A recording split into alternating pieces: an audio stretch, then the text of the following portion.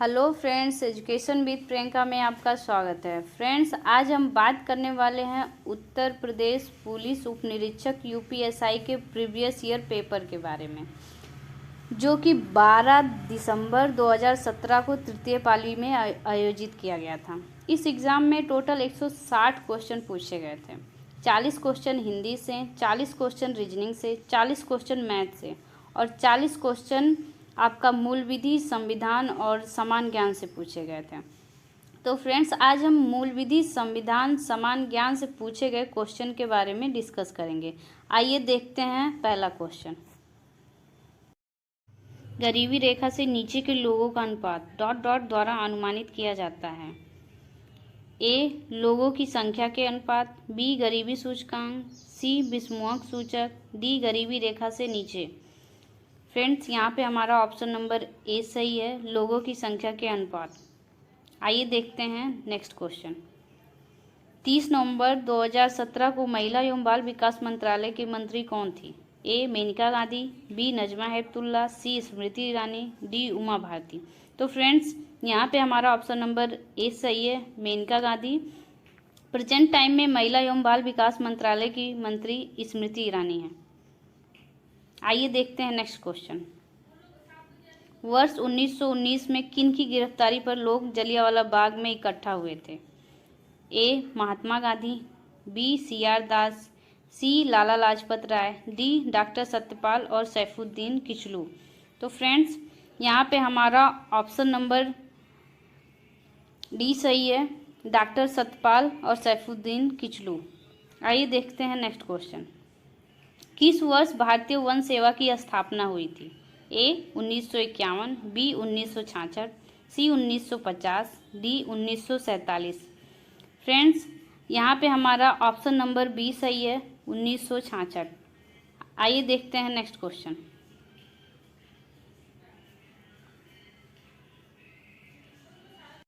प्रत्ययस्फीति का अर्थ है ए. समान कीमत स्तर में वृद्धि जो अक्सर धन या ऋण की आपूर्ति में कमी की वजह से होती है, बी. समान कीमत स्तर में गिरावट जो अक्सर धन या ऋण आपूर्ति में कमी की वजह से होती है, सी. सरकार की ओर से एक मौद्रिक हस्तक्षेप के माध्यम से अपस्फीति का सुविचारित व्युत्क्रमण, डी. मुद्रास्फीति दर की कमी। तो फ्रेंड्स, यहाँ पे हमारा ऑप्शन नंबर सी सही है, सरकार की ओर से एक मौद्रिक हस्तक्षेप के माध्यम से अपस्फीति का सुविचारित व्युत्क्रमण। आइए देखते हैं नेक्स्ट क्वेश्चन। प्रत्ययस्फीति का अर्थ है ए. समान कीमत स्तर में वृद्धि जो अक्सर धन या ऋण की आपूर्ति में कमी की वजह से होती है, बी. समान कीमत स्तर में गिरावट जो अक्सर धन या ऋण आपूर्ति में कमी की वजह से होती है, सी. सरकार की ओर से एक मौद्रिक हस्तक्षेप के माध्यम से अपस्फीति व सुविचारित व्युत्क्रमण, डी. मुद्रास्फीति दर की कमी। तो फ्रेंड्स, यहाँ पे हमारा ऑप्शन नंबर सी सही है, सरकार की ओर से एक मौद्रिक हस्तक्षेप के माध्यम से अपस्फीति का सुविचारित व्युत्क्रमण। आइए देखते हैं नेक्स्ट क्वेश्चन। हिंद महासागर कृत्रिम रूप से किस नहर के माध्यम से भूमध्य सागर से जुड़ा है? ए. वेलेंड नहर, बी. बाल्टिन सागर नहर, सी. कील नहर, डी. स्वेज नहर।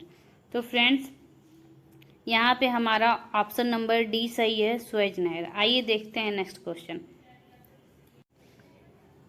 भारतीय संविधान के अनुच्छेद 80(1) के अनुसार राज्यसभा की संरचना में निहित है? ए. राष्ट्रपति द्वारा मनोनीत 12 सदस्य, बी. राज्य और केंद्र शासित प्रदेश के अधिकतम 238 प्रतिनिधि, ए. केवल ए, बी. ए और बी दोनों, सी. ए और बी दोनों ही नहीं, डी. केवल ए।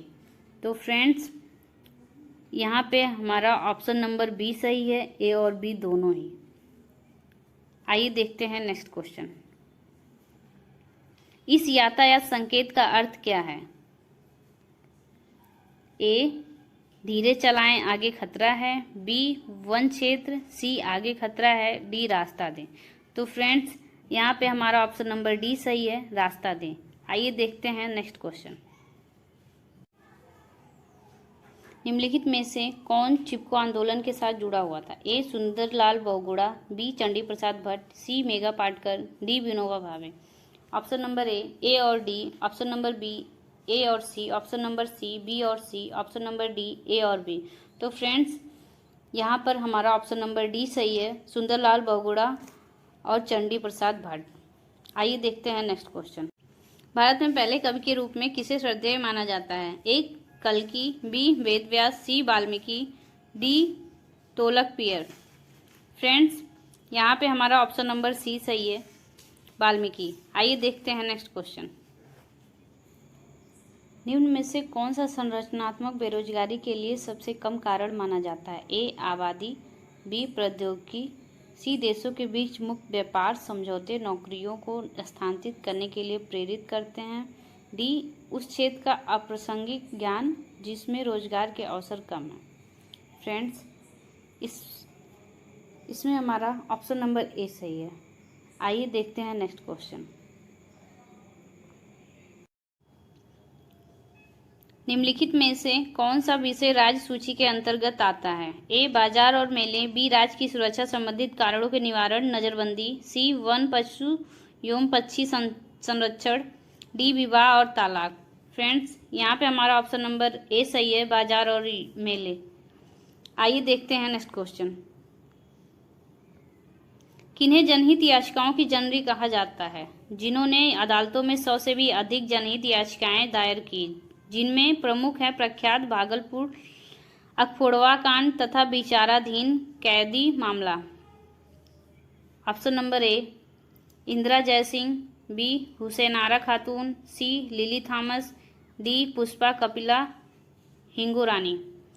फ्रेंड्स यहाँ पे हमारा ऑप्शन नंबर डी सही है, पुष्पा कपिला हिंगोरानी। आइए देखते हैं नेक्स्ट क्वेश्चन। राष्ट्रपति द्वारा प्रख्यापित अध्यादेश के संदर्भ में निम्नलिखित में से कौन सा सही है? ए राष्ट्रपति द्वारा घोषित अध्यादेश की शक्ति कानून के समतुल्य है, बी संसद के दोबारा बैठने पर बैठक की तारीख से 3 सप्ताह के बाद अध्यादेश निष्क्रिय हो जाता है, ए केवल बी, बी केवल ए, सी ए और बी दोनों ही नहीं, डी ए और बी दोनों। फ्रेंड्स यहाँ पर ऑप्शन नंबर बी सही है, केवल ए। आइए देखते हैं नेक्स्ट क्वेश्चन। भूमि अधिग्रहण पुनर्वास और पुनर्स्थापन अधिनियम 2013 के संदर्भ में निम्नलिखित में से कौन सा वक्तव्य सही है? ए निजी कंपनियों अथवा सार्वजनिक निजी भागीदारी फर्मों द्वारा भूमि अधिग्रहण के मामलों में 90% विस्थापित लोगों की सहमति आवश्यक है, बी अगर निजी कंपनियां भूमि का बड़ा हिस्सा खरीदती हैं तो इसके लोग पुनर्वास और पुनर्स्थापन का प्रावधान होना आवश्यक है, ए और बी दोनों ही नहीं, बी केवल बी, सी ए केवल ए, डी ए और बी दोनों। फ्रेंड्स यहाँ पर हमारा ऑप्शन नंबर बी सही है, केवल बी।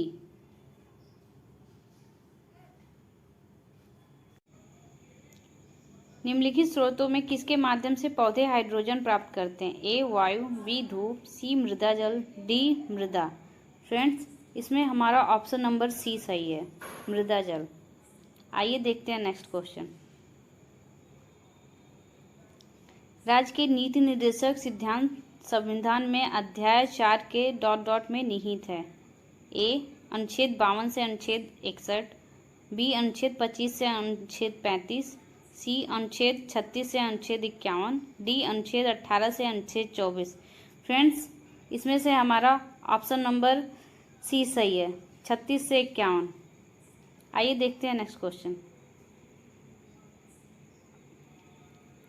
निम्नलिखित में से कौन सा एक ऐसा कर है जिसकी वसूली सिर्फ राज्य कर सकता है? ए व्यक्तियों और कंपनियों की संपत्ति के पूंजीगत मूल्य पर कर, बी सीमा शुल्क, सी आयकर पर अधिभार, डी भूमि राजस्व।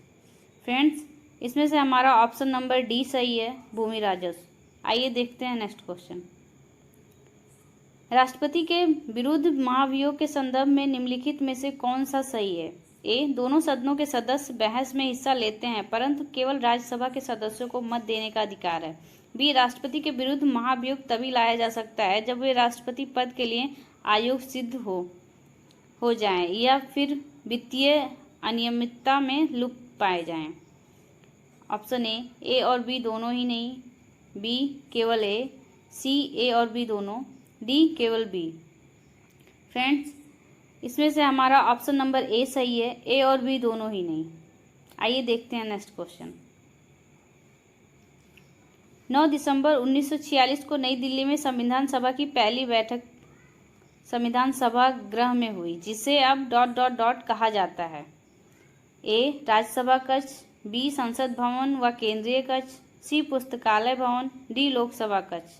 फ्रेंड्स, इसमें से हमारा ऑप्शन नंबर बी सही है, संसद भवन व केंद्रीय कक्ष।